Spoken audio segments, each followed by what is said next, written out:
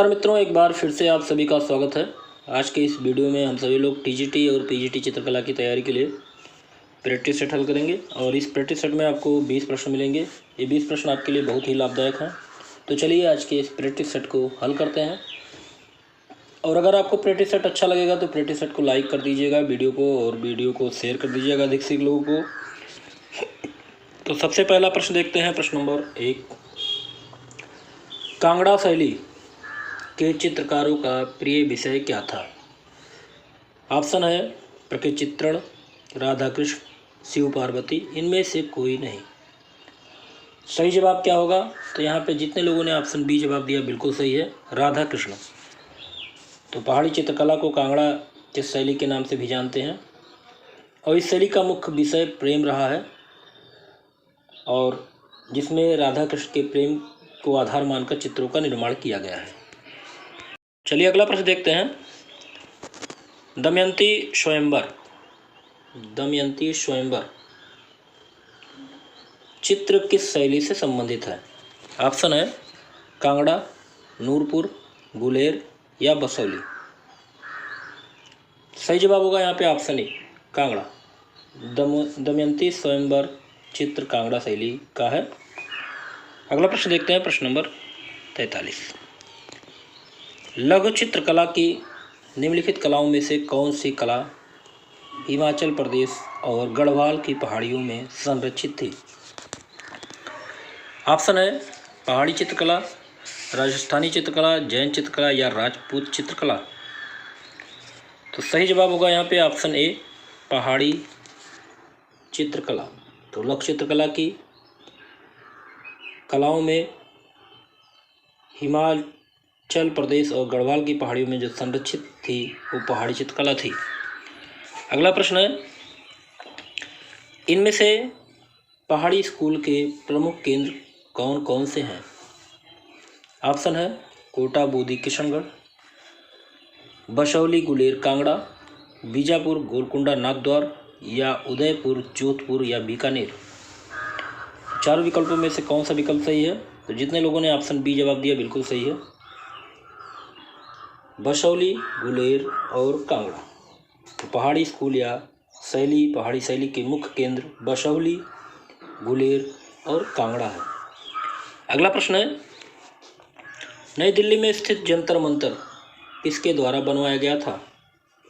Option है राजा उमेश सिंह, राजा माधवराव, राजा सवाई सिंह, राजा पटियाला। तो सही जवाब होगा यहाँ पे ऑप्शन सी, राजा सवाई सिंह। तो नई दिल्ली में स्थित जंतर मंतर किसके द्वारा बनाया गया था? राजा सवाई सिंह के द्वारा।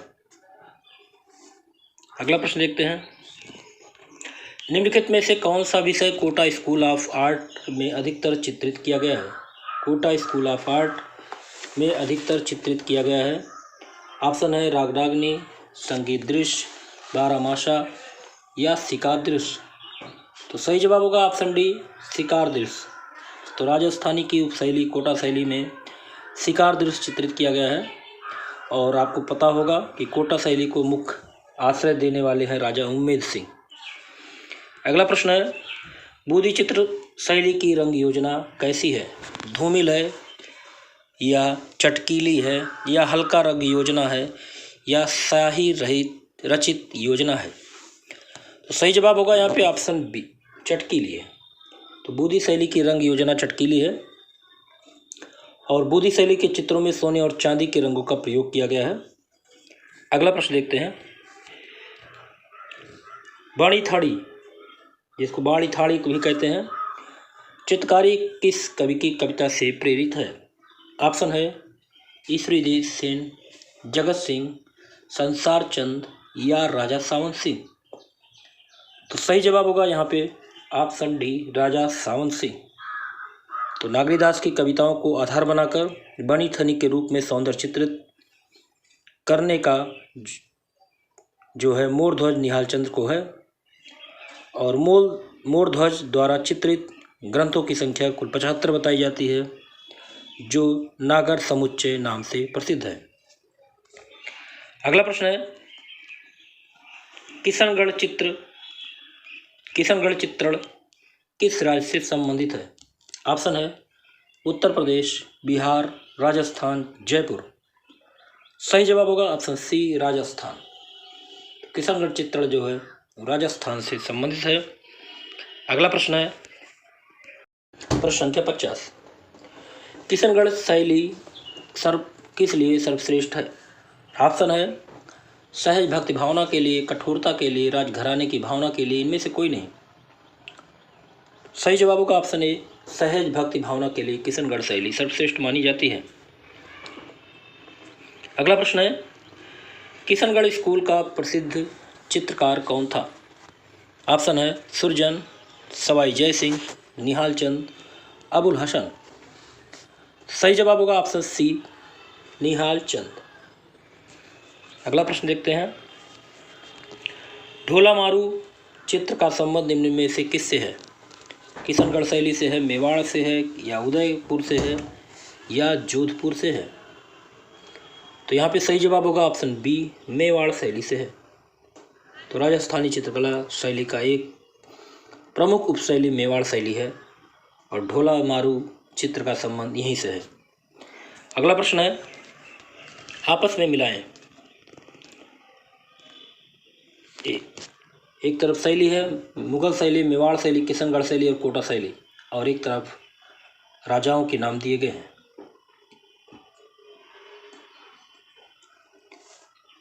तो चलिए इनका मिलान करते हैं।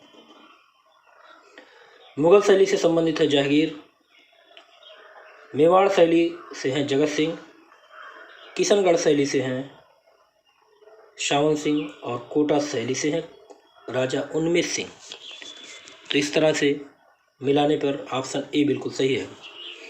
अगला प्रश्न है निम्नलिखित में से क्या दक्कनी चित्रकला की विशेषता नहीं है? दक्कनी चित्रकला की विशेषता नहीं है। ऑप्शन है वास्तविकता के साथ संबंध, दूसरा ऑप्शन है सघनपूर्ण समूह, तीसरा ऑप्शन है चित्ताकर्षक आरेखकारी, या कल्पना के तत्व। तो सही जवाब होगा यहाँ पे ऑप्शन ए, वास्तविकता के साथ संबंध। अगला प्रश्न है नृत्यांगनाओं एवं पासवानों के चित्र बड़ी मात्रा में कहाँ पर चित्रित हुए हैं? ऑप्शन है हैदराबाद, अहमदाबाद, गोलकुंडा, या बीजापुर। सही जवाब होगा यहाँ पे ऑप्शन सी, गोलकुंडा। चलिए अगला प्रश्न देखते हैं प्रश्न नंबर 56। निम्नलिखित में से किस इंडो इस्लामिक स्मारक के 2 गुंबद हैं?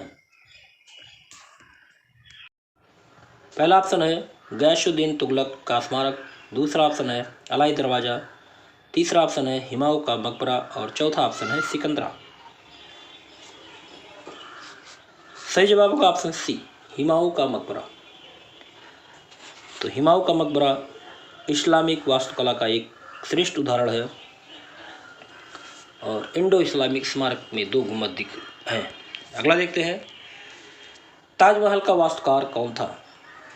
ऑप्शन है मोलाराम, उस्ताद अहमद लाहौरी, उस्मान खान, मुमताज महल। सही जवाब होगा यहाँ पे ऑप्शन बी, उस्ताद अहमद लाहौरी। अगला प्रश्न है तुर्की मुर्गा टर्की कॉक को किसने चित्रित किया था? ऑप्शन है अबुल हसन, मंसूर, मनोहर, या बिशनदास। सही जवाब होगा ऑप्शन बी, मंसूर ने तुर्की मुर्गा का चित्रण किया है। अगला प्रश्न है मुगल काल के श्रेष्ठ पशु चित्र किसके काल में बने? ऑप्शन है अकबर, औरंगजेब, जहांगीर, या शाहजहां। तो सही जवाब यहाँ पे ऑप्शन सी है, जहांगीर। तो मुगल काल के श्रेष्ठ पशु चित्र जहांगीर के काल में अत्यधिक बने। अगला प्रश्न देखते हैं और इस वीडियो का लास्ट प्रश्न है जहांगीर काल में शाही चित्रकार कौन था? ऑप्शन है मंसूर, मिस्किन, बिशनदास, या गोवर्धन। सही जवाब होगा ऑप्शन सी, बिशनदास। जहांगीर के काल में बिशनदास शाही चित्रकार थे और बिशनदास शाही बनाने में बहुत ही प्रवीण था। तो यहाँ पे आपके 20 प्रश्न पूरे होते हैं। अगर आपको वीडियो अच्छा लगा हो तो वीडियो को लाइक कीजिए और शेयर कीजिए। अगले वीडियो में ऐसे प्रैक्टिस सेट के साथ फिर मिलते हैं। तब तक के लिए जय हिंद, जय भारत। आपका दिन शुभ हो।